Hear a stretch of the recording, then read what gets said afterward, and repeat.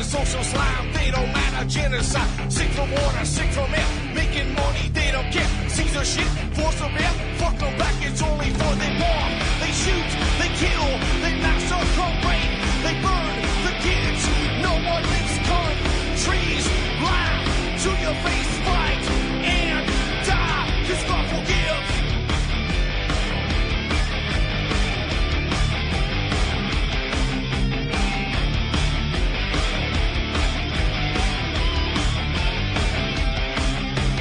Selling lies and buying time, killing people next in line. Lower class and social side, they don't matter, genocide. Sick from water, sick from air, making money, they don't care. See her shit, force of air, fuck them back, that's only fair. They bomb, they shoot, they kill, they massacre, rape, they burn the kids. No one leaves countries, lie to your face, fight and die, 'cause God forgives. Yeah. Coming back around again.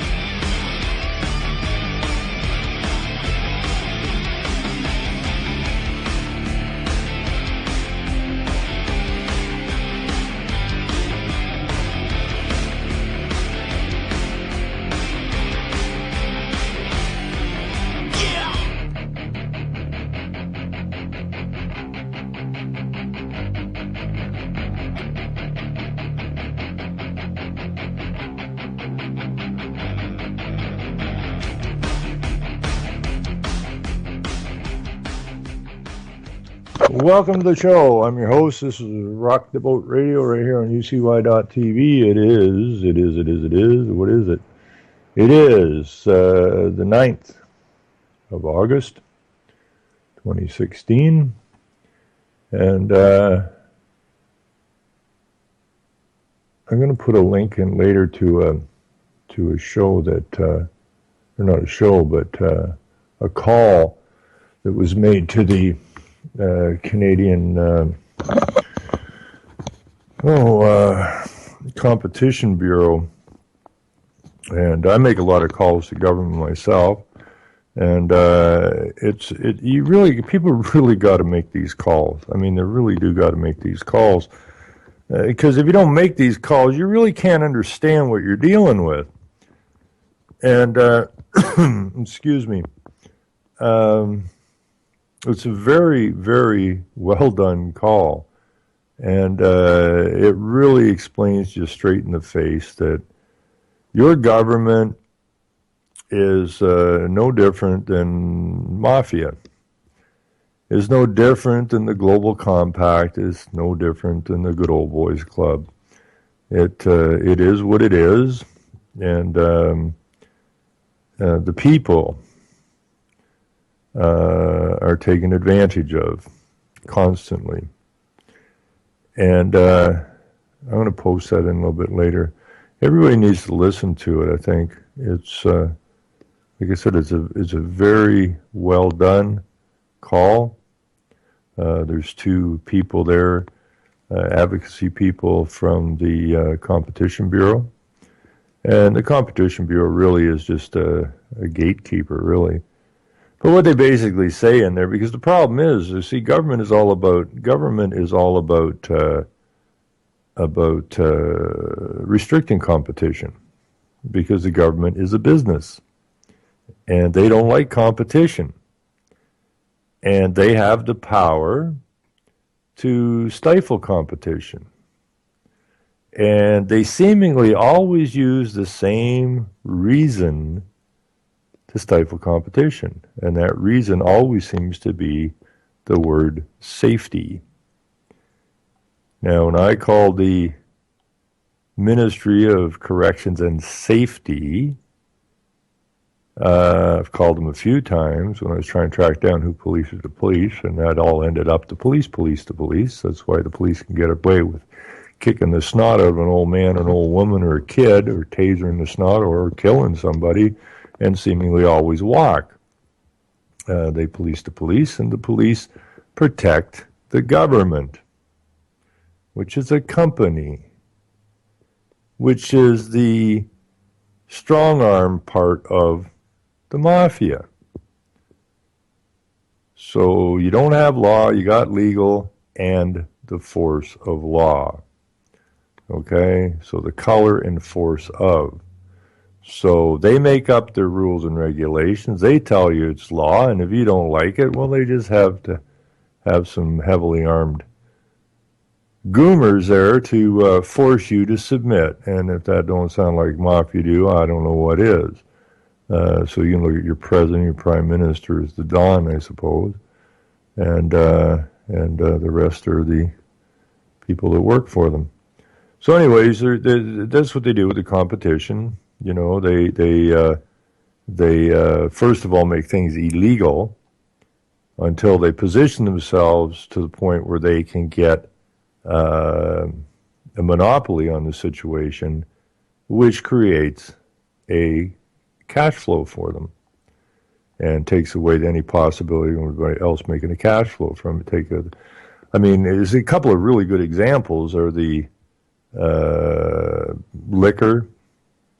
You had your liquor wars, and then eventually they legalized it, which means they took the monopoly on it, and because other people's liquor isn't safe, and besides that, it's too many shootouts and that as people are trying to hang on to their particular hoods, if you will. So they legalize it under the auspice of safety. They did that with marijuana, and while they've got it illegal, they get to throw lots of people in jail, which is a money stream as well for the company, and then even when they do legalize it, they put themselves in a bunch of rules and regulations, which continues the money flow, both from you breaking their so-called laws and from the taxes. And now they're doing the same thing with weed, right? People go, I hope they legalize weed. Well, anybody that would say that's an idiot or a lawyer or a government official or just a straight-out fool. So anyways, I'll put that in a little bit later and have a listen to it because it really explains the power of your so-called government. Now, first thing I want to do, I don't golf anymore. I used to golf quite a bit. And so I see Jim Furyk set the PGA record for shooting a 58, the first 58 on the PGA Tour. And I'm not a big fan of the PGA Tour, but, that's, I did like Jim Furyk. He's got one strange swing, but it works for him. And so he shoots a 58, first 58 on the PGA Tour. So thumbs up and hats off to Jim. I'm sure he'll be quite modest about his accomplishment compared to some of the other golfers. So couldn't think of a better guy to win that or to set that record. And hopefully it stands more than a couple of weeks. Anyways, I was going to talk about an article I saw in the paper regarding immigrants into this country getting preferential treatment. And I'll probably get there shortly, but just before I come on air, I just cracked onto the Globe and Mail here, and I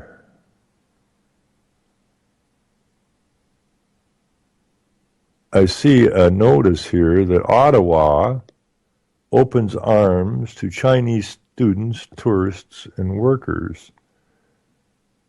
Now, we have a huge problem on the west coast of Canada with mainly Chinese buying up real estate out there and driving people basically out of the city or putting them in a position where they can't afford to live there anymore because they just seemingly have no end to money and are driving up the price of housing out there. So now we have this diversification of our countries is the takedown of our countries. Make no mistake about it. They promote this as making us a multicultural, better country, better world. It's not about that at all. It's always the opposite of. Okay, this whole diversification through the pride movement, the migration, the immigration, the multiculturalism. What are you going to end up with in the end? Anything you recognize? Not a chance. Okay, so like Cicero said way back in 42 BC, the enemy's already inside the gates. The enemy's been inside the gates for a long, long time. And your enemy is not the migrant. Your enemy is not the Chinaman. Your enemy is your government. Because they're the ones that are doing this to you. Okay? They're the ones bringing all this stuff about. They're the ones saying that if you look at a pride person, that's what we want to call them, that encompasses the whole damn mess. I don't go through all those letters all the time. So this pride group, okay, if you look at one of them people crooked, you're going to go hauled behind into some, you're going to get a ticket, you're going to get hauled into court, you're going to be stomped on because you can't do that, because we said you can't do that. And as far as the Islamic influx, same thing. What are they trying to do? They're trying to bring in a world government and world law. Okay? And like I've said a gazillion times, that freaking King James Bible was set down as our law. And they can't get their law, which is completely amoral, which we're already under in the legal system, which by definition is amoral. But as long as that KJV stands, they can't get what they want. Now, they've been whittling away and hammering away at it forever and ever and ever. Same thing with the American Constitution. As Bush said, things would be a whole lot easier when just for a damn piece of paper. And that's what he referred to the Constitution of the United States of, a damn piece of paper. Now, that would tell people a lot. Okay? Now, whether you're Republican or Democrat, give your heads a shake. The enemy's inside the gate. All you got to look at these misfits that call themselves your government, these lunatics that call themselves your representative politicians, and even the dumbest of the dumb could figure out that the enemy's inside the gate. But we don't want to accept that. We don't want to believe that our own are taking us down. I think that's why people are having such a hard time coming to terms with reality. They don't want to believe that their own people would destroy them. Well, they are destroying you. They have been destroying you, and they intend to continue destroying you until you bloody well don't exist. But, let's go vote for somebody else now, because the last one was a son of a bitch. And trust me, the next one will be just as much a son of a bitch as the last one, and the one before, and the one before, and the one before, and the one before that. Okay? Enemies inside the gates. And the entire elections are completely controlled because, there was that old thing a long time ago. Any little boy can grow up to be president. If you're crooked, and you're a liar, and you're an internationalist, and you got $18 billion banking you, then I suppose any little boy can become president. But not you. Ain't gonna happen. It's a business. Anyways, I'm just going to read a little bit of this because this just caught me kind of off guard here. Beijing, the Globe and Mail from Beijing, published Tuesday, August the 9th of 2016. Eager to woo waves of new Chinese students, temporary workers, and travelers, Ottawa is petitioning Beijing to triple the number of cities where people can apply for Canadian visas. With Prime Minister Justin, I'm just a puppet Trudeau, expected in China at month's end for his first state visit, the Liberal government is trying to pry open a larger door to Chinese visitors that can swell university enrollments, place foreign talent in high-tech jobs, and bring in new investment cash, even if that means adding to the housing demand at a time of overheated home prices. John McCallum, who was, I think, with the TD Bank at one time, who is lower than a snake's belly, I guess you could say, And Canada's Minister of Immigration now, Refugees and Citizenship, landed in Beijing on Sunday for meetings with senior Chinese officials of the country's ministries of foreign affairs and affairs. Remember the word affairs, okay? The word affairs means business, okay? That's what it means, business. And originally, business meant intercourse, which means you're getting it up the rear, okay? By Foreign Affairs, CFR, and all the rest of these outfits that Rockefeller basically and his boys set up. And Rockefeller was over in China a long, long time ago. He brought the fool Nixon over there to start opening the gates. It's all about business. It's all about their business.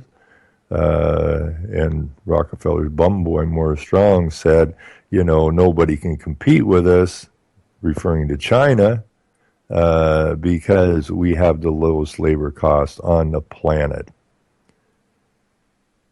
So where did all your industry go? It went east.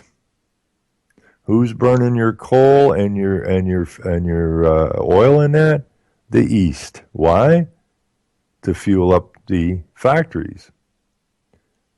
You can't use coal. You're not supposed to use fossil fuels, but they're all being moved east to fuel the factories that the Rockefellers and all their buddies set up over there. It's all about affairs, business, intercourse, bend over, take it, and we're taking your countries down. And that's exactly what's going on. And all these people that are shoving their mayors and all of this stuff, it's all through the UN and the banking cartels' vision of their world, their corporate world. And again, as Rockefeller says, something has to take the place of business or take the place of government. And business seems the obvious entity to do it. So what they're building is a corporate, global government. But it's a corporate government. And they will decide what you eat, what you live in, where you're going to be, what you're going to drive, and so on and so forth. They have complete and total control over all the resources on the planet. And you are going to suffer greatly again, because what Morris Strong said isn't the only hope for the planet is that the industrial nations collapse. Isn't that our responsibility to help bring that about? Yes, and that's exactly what's been going on for a very long time. And it's time people wake up and smell the tyranny. It really stinks. So we're going to have to stand up some frickin' time, okay? Period. Anyways, this snake in the grass, John McCallum, Minister of Immigration, Refugees, and Citizenship, landed in Beijing Sunday for meetings with senior Chinese officials at the country's ministries of foreign, affairs, and the public security. He asked for approval to quickly open new visa application centers in 5 secondary Chinese cities. I can't say any of those words, and so those could open as soon as next year. So we're being flooded with the Islamic faction, and now we're going to be flooded with the Chinese faction. Who built this country? Who built your country? Was it the Muslims? No. Was it the Chinese? No. Well, they did bring them in to pound the railways in. But other than that, no. Okay? We built the country. Our forefathers built the country. This is our country. It doesn't belong to the politicians. It doesn't belong to the president. It belongs to the prime minister. It belongs to you and I and all of our relatives. Anyways, Canada also wants a further 5 locations in the future to smooth the paths for Chinese to come to Canada, and is asking for additional air links between the two countries. Chinese already formed the biggest group of temporary visitors to Canada, including some 120,000 students now in the country. But we want to get even bigger, Mr. McCollum, I'm a snake, said in an interview in Beijing on Tuesday. The Liberal government wants the highest growth we can of tourists coming to Canada, of qualified foreign students who want to study in Canada. It's that if that's a doubling in numbers, that's great. He described Chinese officials as actively on board with the idea. Why not? Because we have all the resources. Now, what are they going to do in the future? They're going to cut off chunks of areas. Because right now, we're shipping our raw materials to the east where they're manufactured, then turn around and ship back to us. Now, business don't like that because it costs them money. While they have the cheap labor, they still have the moving of the materials back and forth. So what you're going to find is they're going to use our universities. They're going to end up in our governments, just like we're getting ragheads in our government. We're getting Islamic faction in our governments. And they're going to cut off chunks of areas which are basically the same as D.C. and London City and the Vatican, which are states within state.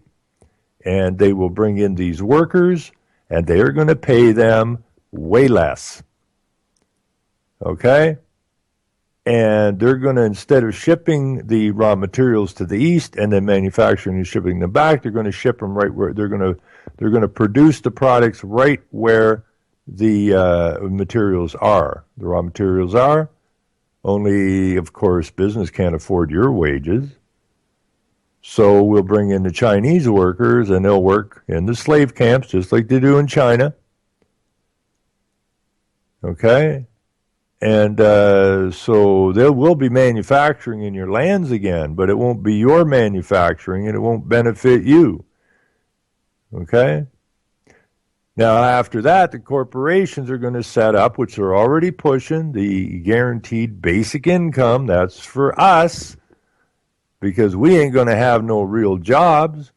We're going to be servicing the corporate industries. Okay, but we're not going to have what you call real jobs anymore. And because the government, the so-called government, is giving you a basic income, everybody gets a basic income, doesn't matter how much money you're making or how little money you're making at present, everybody gets a basic income. It's not clawed back. Everybody is entitled to it. Now, because you're getting a basic income from the so-called government, the corporations can afford to pay you less. And this is fascism, or this is corporatism, which Mussolini said, the melding of government and business, which goes back to Rockefeller. Something has to take place. Government and business seems to be the obvious entity to do it. He described Chinese officials as actively on board with the idea. No kidding. Mr. McCallum visit suggests ambitious new Chinese visitor goals will form an important element of the planned Trudeau trip to China. China, in exchange, has sought to have Canada join its Asian Infrastructure Investment Bank, launch talks towards a free trade agreement, and begin work toward an extradition treaty to send back people Beijing calls fugitives, many accused of corruption. But the Trudeau government has shown little appetite for a free trade deal. It has also rejected formal extradition proceedings so long as China maintains the death penalty. Mr. McCallum said, in meetings Tuesday with China's Vice Minister of Public Security, he nonetheless discussed further cooperation of this kind of thing in terms of working with their people and facilitating the return of some suspected fugitives.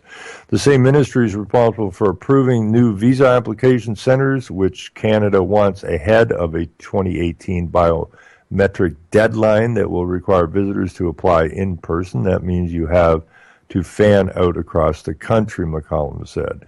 But the Liberal bid to attract more Chinese workers and students comes as the Canadian economy sheds jobs and critics worry about the influence of foreign investors on fast rising property prices in cities like Vancouver and Toronto. Canada's unemployment rate rose to 6.9% in July. McCallum, though, said in some regions and in some industries we have a legitimate need for temporary foreign workers. He cited fish processing, meat packing, and high tech. Mr. McCollum also acknowledged that bringing in more students could further raise real estate pressure, since one of the primary Chinese motivations of buying Chinese homes is to house sons and daughters at university. I don't deny there is such a connection, he said, but he downplayed its severity, saying many places outside Vancouver and Toronto are begging for more foreign students and immigrants, including Atlantic Canada. Ottawa, meanwhile, is also studying ways to remake an investor immigration program that was canceled under the Harper government after it amassed a backlog of roughly 65,000 applicants, most of them from China. A replacement program failed to attract much interest, and we're working on another attempt, Mr. McCollum said, pointing to U.S. program designed to propel investment into senior care facilities that could serve as a model, he said. If that could actually work and generate major jobs and investment, then yes, we would consider it, he said. Now, I don't know. I'm going to just look here real quick and see if there's any comments on this particular story.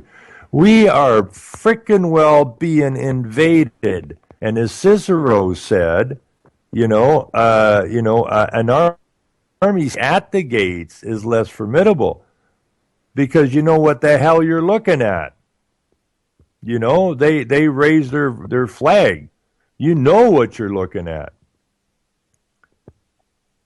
When the enemy's already inside the gate, our armies are supposed to be protecting our nations from invasion. But it's our government that is doing the invading. Okay? They're already inside the gates. These are absolute criminals. Now, I don't see any comments on this. Please register. Chew on that. Create a free account. I don't think so. Okay. So that's basically another invasion from China. But what you're going to get here is they don't want to do a free trade agreement right now, right? What they're going to end up doing is they don't have to trade freely, because they're going to end up manufacturing on our lands with their labor. So you'll see now signs made in America. Once they get this rolled out, made in America, but it won't be Americans making your product.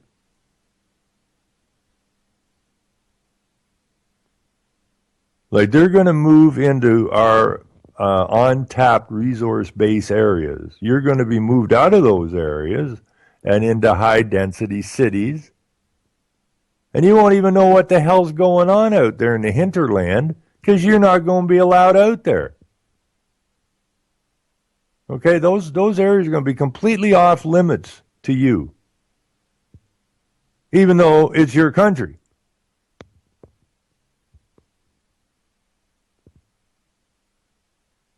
And people, I mean, this is getting bad news, man.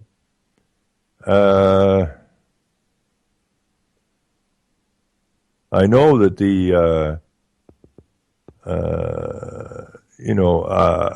how could our unemployment rate be going up if we manufactured what we require in this country and only imported what we need to import, which is really nothing? Everybody would have good wages, stable incomes, a much less stressful life, and would be what our forefathers expected it to be. But we've stuck our heads up our asses and are paying absolutely no attention to what's going on around us. Meanwhile, there's a story from the Globe and Mail that they want to bring all these Chinese now and all these Islamic people. Now, every time these people come in, especially the migrants, we're on the hook for the cost. Okay, so you got these poor migrants coming in, of which we're on the hook.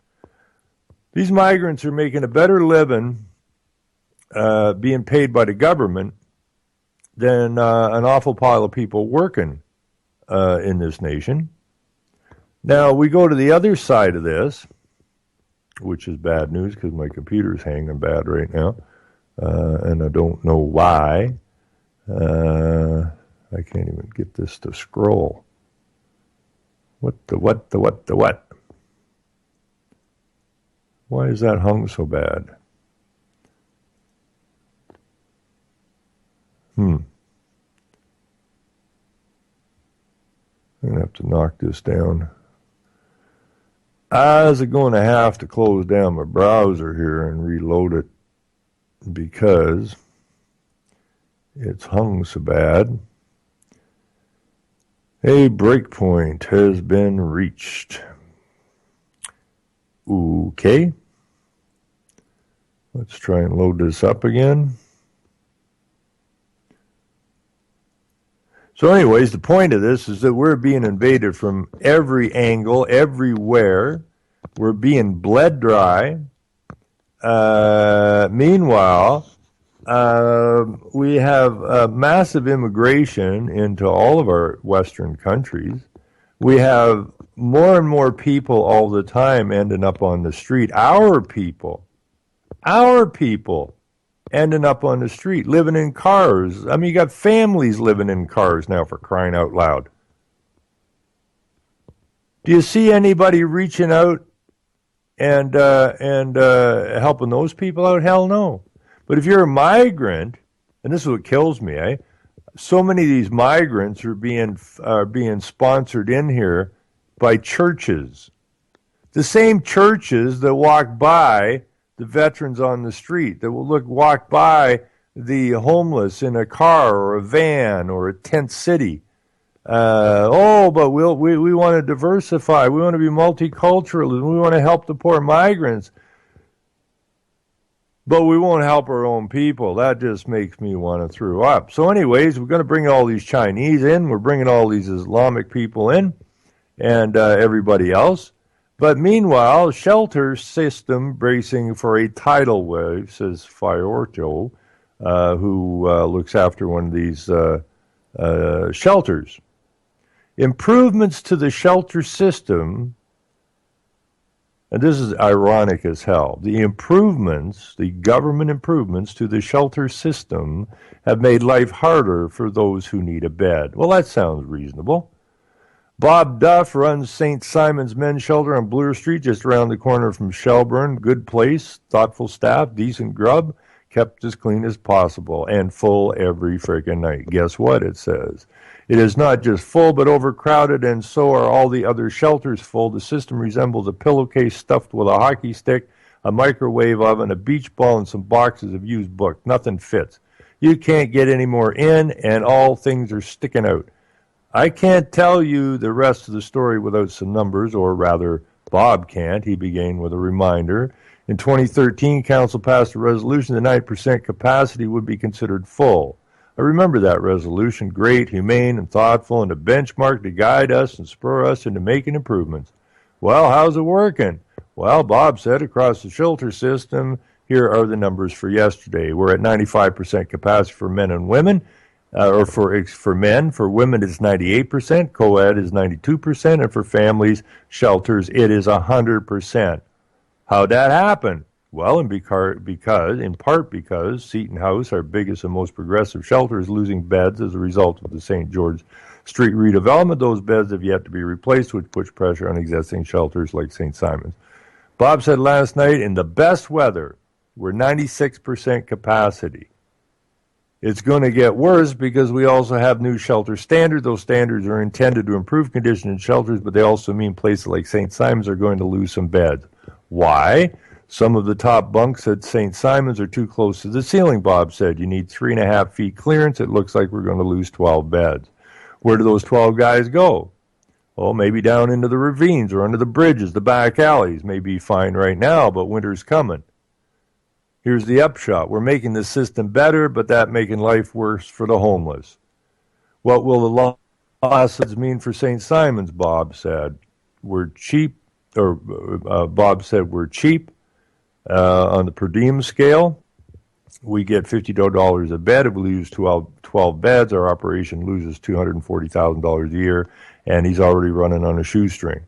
I repeat, we're taking beds out of the system. We've got to replace them, and the new standards mean that even more beds will be taken out, all in the name of improvements. The irony: we make things better, which means life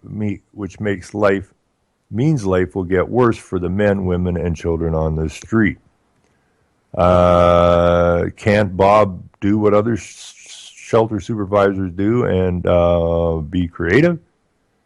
He doesn't have much wiggle room. Our budget is $1.1 million a year. We spend 53% on wages and benefits, food, service, another 30%, and we feed 62 men 3 meals a day all year long. We pay out about 10% in rent. Hang on, 10% in rent. I thought the church was. Oh, never mind. Of course, it's all commercial, and that includes the churches. That leaves us with about 5% to spend on communications, insurance, audit, and bookkeeping, education of our uses, and mattresses. And here I am reminded of the shelter bed of the Procrustes. If your legs are too short, they will get stretched on the rack until you fit. If your legs are too long, they will cut them to size. Everyone in Toronto's shelter system has the best intention. Everyone does good work, but none of it is worth a damn right now. And if things are bad now, the future is even darker, Bob said. The age of the guys on the street is going up. We have regulars, 6 of them, who are in their 70s. The average age of our men is 61. The tidal wave is coming. We're having to buy adult diapers. God help us, said Bob. Bob said, every morning at 8:30, I say goodbye to a guy who's 74 years old. I have to tell him he can't come back until 4:30. So you're throwing a 74-year-old man out on the street, and he can't come back till 40:30 in the afternoon. He probably doesn't have any money, and there he is out there wandering around in a Depends or whatever, and stuck out there till 4:30. This is not the life our people are supposed to be living. Meanwhile, our jackass politicians are open the gates everywhere to the invasions from everywhere, of which we are paying for the universities. We are paying for the funds that are bringing the migrants in. Okay, and the people from the East, the very wealthy from the East, are driving the price of housing up to a point where nobody here can afford to buy anything. So yeah, the number of people in shelters in this country and any country in the West is about to go way up. We can't allow this to continue. He goes on to say, yeah, maybe the guy, the old guy there that 74, maybe he's got a swollen prostate. Maybe he's got to take a leak every hour. Where does he go? What does he do? We made things better? Question mark. The hell we have. There are more than 4,000 people, men, women, boys, girls, children, and families relying on shelters every night. The shelter system is a house on fire. You just can't see the flames. I smell the smoke, says Bob. This is absolute asinine bullcrap. We can't stand up for our own, then I suppose we deserve all to go down. You know, this is beyond ridiculous.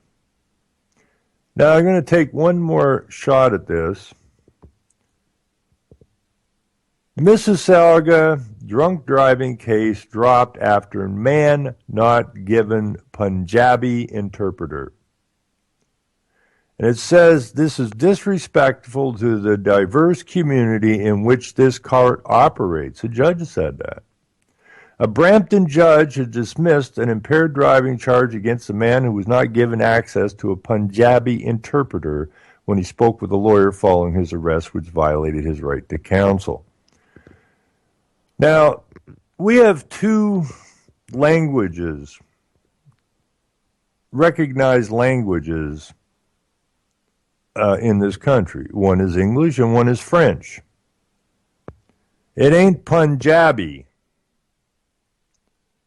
Okay? If you come to this country and you can't speak the language, tough titties. But this is what they're doing here. So this guy gets busted for drunk driving, and the judge lets him off because he wasn't given a Punjabi interpreter. Now back to the story. While police did initially try to accommodate the man's language needs, their conduct fell below the standard of care reasonably expected of them in the circumstances, Ontario Court Justice Paul Monahan wrote in a decision released last week. Bikar Kondal was arrested in October of 2015 at a Ride, Not Pride, spot check in Mississauga. Once Kondal had been brought to the police division, the arresting officer called duty counsel who provide free legal advice over the phone to individuals under arrest, and also requested a Punjabi interpreter according to Monahan's ruling. But the lawyer on the phone said something along the lines of, I speak English, he speaks English, we'll do this in English. He did not arrange for an interpreter, Monahan wrote. The judge found that the lawyer's conduct was inappropriate and wrong. He also noted that after speaking with duty counsel, Kondal told the officer, quote, but he's in English, right? I'm not much English, unquote. Monahan said that should have caused the police to call back duty counsel and again request an interpreter. The judge said this was necessary to consider Kondal's ability to speak English to be limited. It is also my view that both Constable Michael Lipson and Constable Eric Passmore ought to have known early during the breath room attendance when Mr. Call expressed his concerns about the fact that duty counsel spoke English and he spoke little English, that Mr. Kondal could not have had a proper consultation with counsel, Monahan wrote. They should have arranged a further consultation with duty counsel and a Punjabi language interpreter at that time. Lumpson was the arresting officer, while Passmore was the breath technician at the police division. Kondal's trial lawyer did not return requests for comment. A spokesman for Legal Aid Ontario, which maintains the duty counsel hotline, said the government agency is investigating and declined to comment further. Appeal Regional Policeman spokesman said the force is reviewing Monahan's decision. The judge concluded that the breach of Kondal's rights was serious, and he excluded the breast sample evidence, calling the decision a relatively easy one given the circumstances. This resulted in the charge being dismissed. Kondal first blew 140 milligrams of alcohol to 100 milliliters of blood, nearly twice the legal limit, and a half hour later it was basically the same. So the guy was almost twice the legal limit drunk, and he gets his case thrown out because he wasn't given a Punjabi interpreter. I'm just going to finish this up. It's only a couple of paragraphs. In my view, notwithstanding the Constable, Lupson, and Passmore were attempting to act in good faith, and notwithstanding that I consider them to be honest witnesses and officers, in my view, they fell below the standard of care reasonably expected of them in circumstance, Monahan wrote. He concluded that admitting the breast samples could bring administration of justice into disrepute. The administration of justice in this country is in disrepute, and you just proved it one more time here. Mr. Monahan, judge.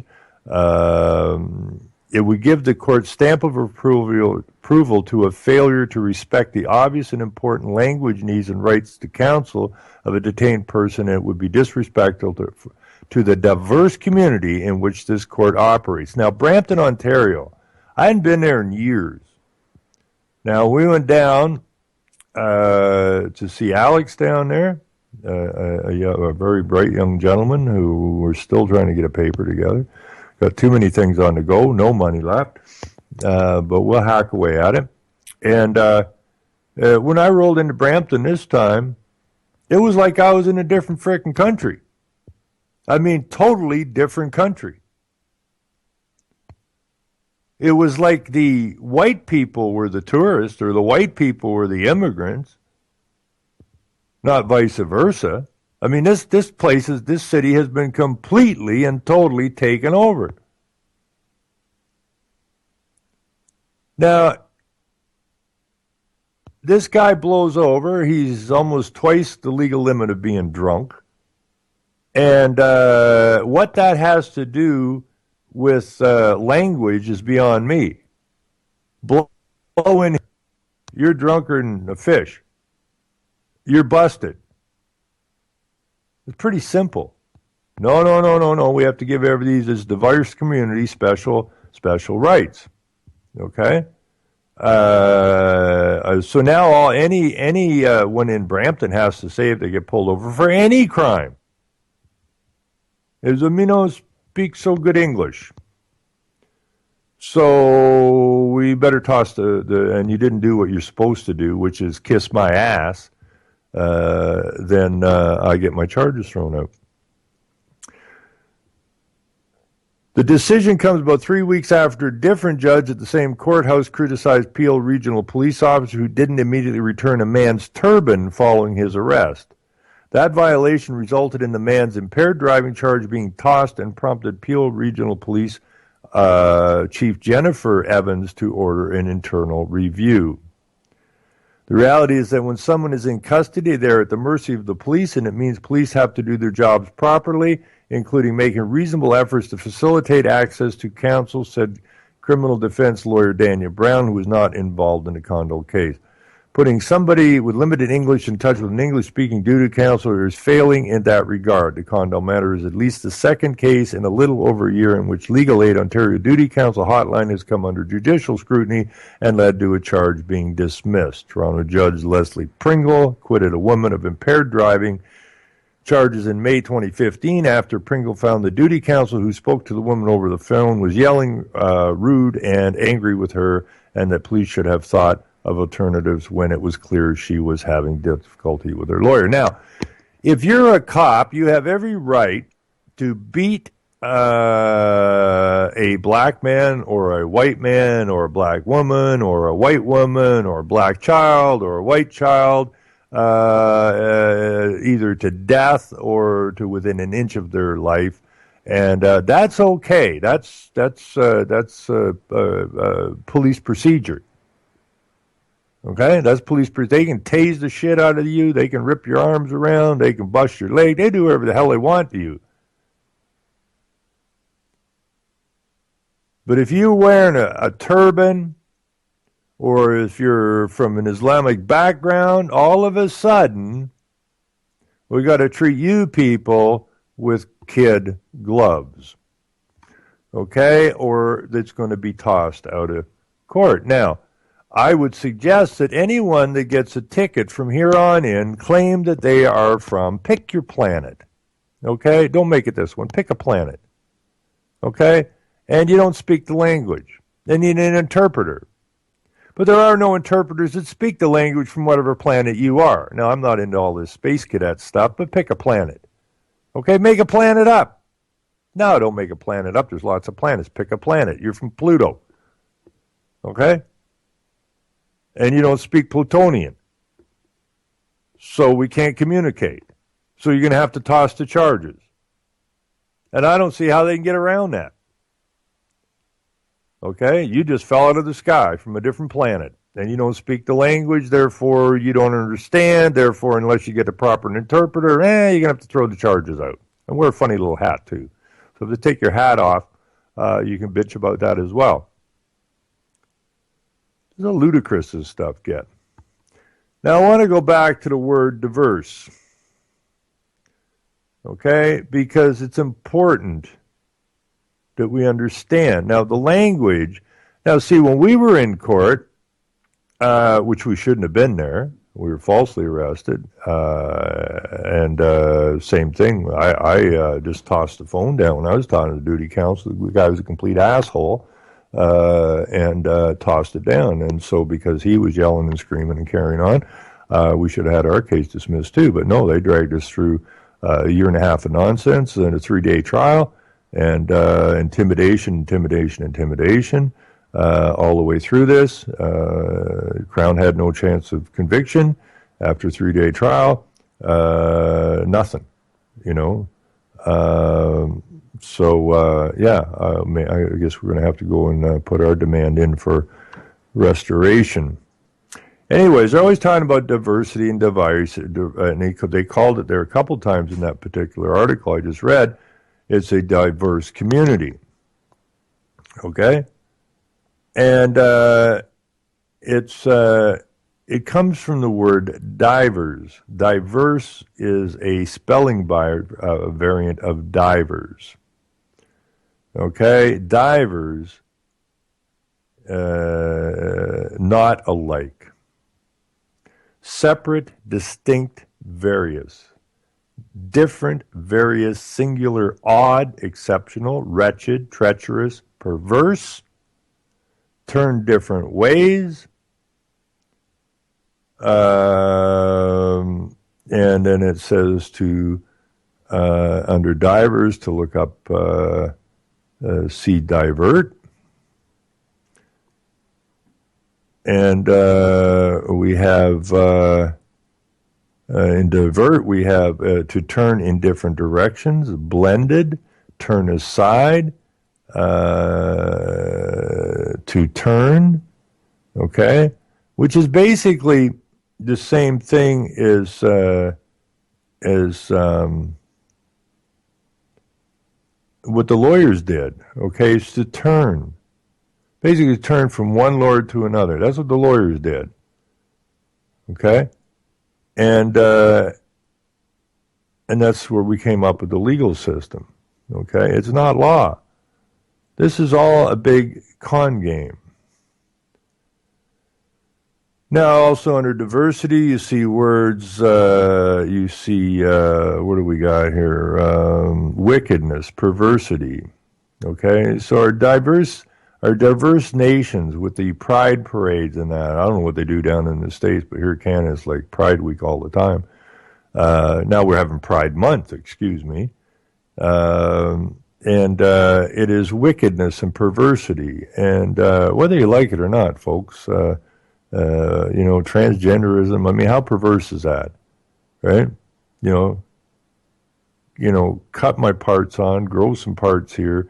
It's wicked, it's diverse, and they're taking down our country from the inside, which is wicked, you know. Being contrary, diversity, being contrary to what is agreeable or right. Perversity, evil. Okay? So there's an evil in our lands. Okay? There's a definite evil in our lands. And we need to do something about it. Or we're going to be completely overpowered by wickedness and evil. And we're allowing ourselves to be deceived by their language, which they promote through the media, and the governments, and the churches, and the schools, and the universities. It is the way of the future. You know, this is no different. We've just reversed everything, gone back to Sodom and Gomorrah, for crying out loud. And I don't care if I don't even like the word religion. I don't deal in religion, okay? But I know the law that was given down from the KVG book was supposed to be our law, okay? And it doesn't have much good to say about evil and wickedness and all that kind of stuff, right? So that means we're turning away. That means we're just as evil and wicked as those we're complaining about. I had a couple minutes left here. So if you look up pervert, okay, you look up the word pervert.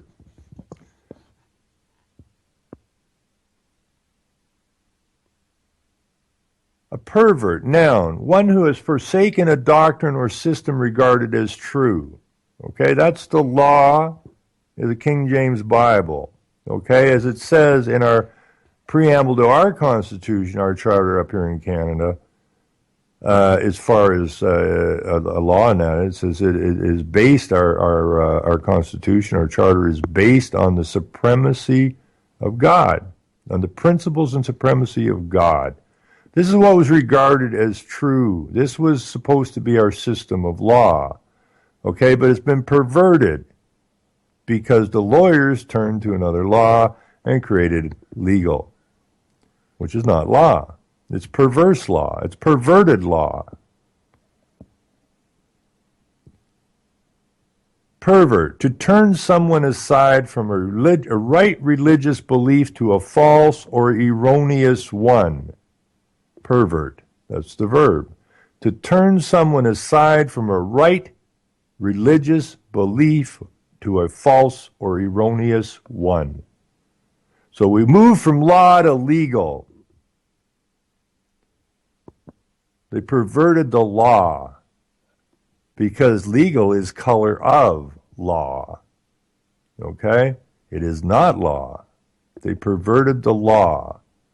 Pervert, undo, destroy, overturn, overthrow, figuratively to corrupt, subvert, abuse, literally to turn the wrong way, to turn about, from, per, away.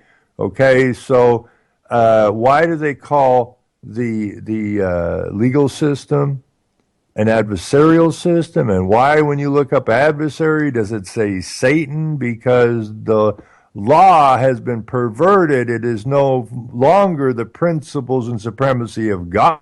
It's the principles and supremacy of Satan. Just what it is. Okay, I mean, it can't get much more in your face. Your rights, your God-given rights have been subverted. They have been corrupted. They've been overturned. They're abused. They called it the legal system. They called it an adversarial system. Okay? So if we're dealing in the legal system, we have turned our backs on the law.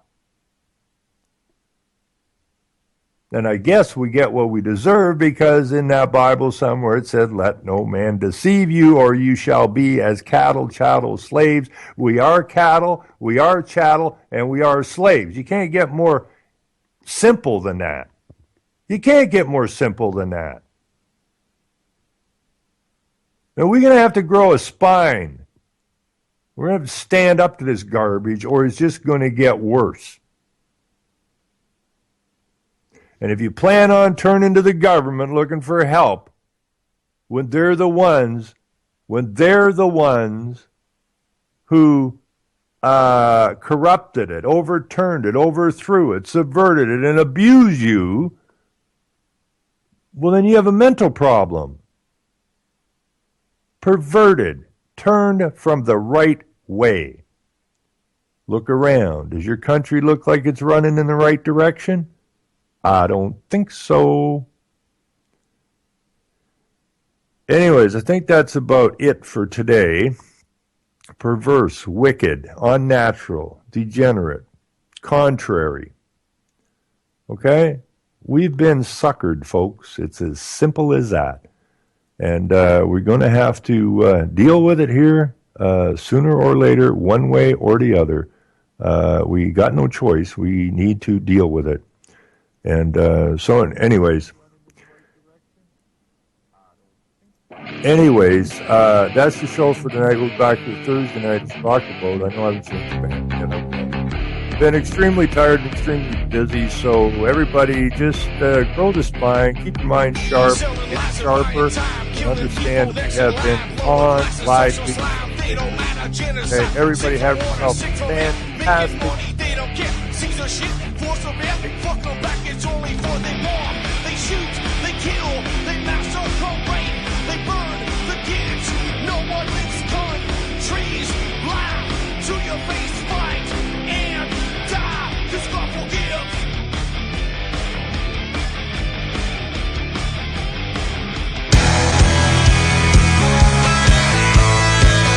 My name is as airmen